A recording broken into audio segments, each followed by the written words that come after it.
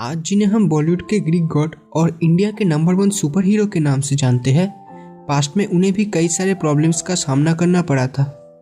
ये प्रॉब्लम तब शुरू हुआ जब वो 6 साल के थे और उनको स्टैमरिंग यानी हकलाने की प्रॉब्लम शुरू हुआ था, जिसके कारण वो ओरल टेस्ट के टाइम स्कूल जाने से डरते थे और कभी कभी तो तबीयत का बहाना देकर स्कूल इस डर से जाते भी नहीं थे और इसी वजह से उनके क्लासमेट्स उसे बहुत चिढ़ाते थे। लेकिन बचपन से ही वो बहुत हार्डवर्किंग था और अपने मुश्किलों का सामना करना उनको अच्छी तरीके से आता था।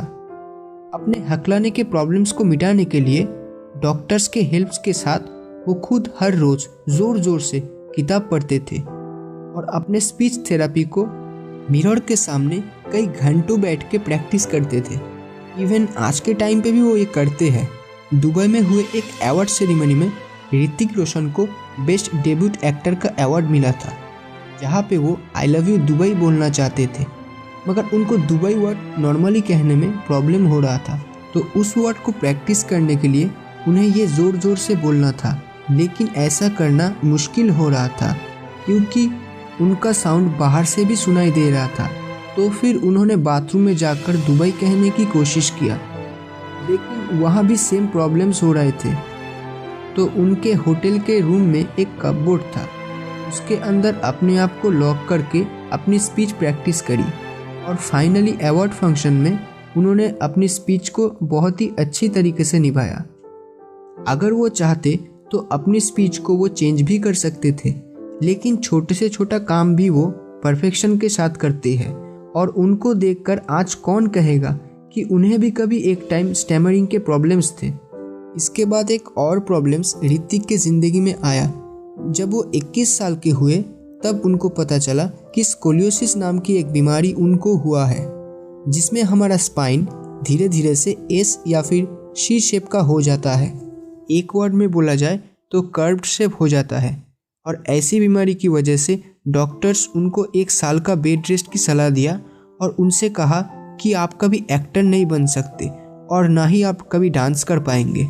लेकिन इसके बाद एक दिन ऋतिक को ये एहसास हुआ कि उनका जन्म ऐसे ही ज़िंदगी में हार मानने के लिए नहीं हुआ है। उसके बाद वो अपनी ज़िंदगी बदलने की रिस्पॉन्सिबिलिटीज़ भी अपने हाथ में खुद लिया और अपनी लाइफ की डेस्टिनी उन्होंने खुद लिखा। कभी डॉक्टर्स ने उनको कहा था कि वो कभी डांस और एक्टिंग नहीं कर सकते, लेकिन डॉक्टर्स के डिस्करेज के बावजूद सिर्फ अपने डिजीज़ का मुकाबला ही उन्होंने नहीं किया, बल्कि वो बॉलीवुड के टॉप सक्सेसफुल एक्टर्स और डांसर्स के लिस्ट में भी शामिल हो गए। सिर्फ इतना ही नहीं, ऋतिक की मूवी बैंग बैंग में एक स्टंट करते हुए उनके दोनों पैर के लिगामेंट में 40% डैमेज हो चुका था, लेकिन इसके बावजूद उन्होंने शूटिंग बंद नहीं किया क्योंकि वो नहीं चाहते थे कि उनके प्रॉब्लम्स की वजह से ग्रुप मेंबर्स को सफ़र करना पड़े।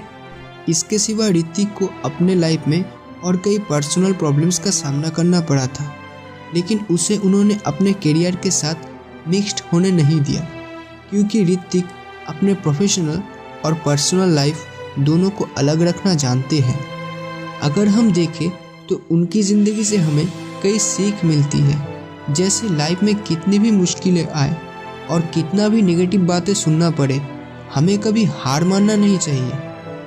अगर ये वीडियो आप लोगों को अच्छा लगा तो लाइक और सब्सक्राइब करना मत भूलिएगा।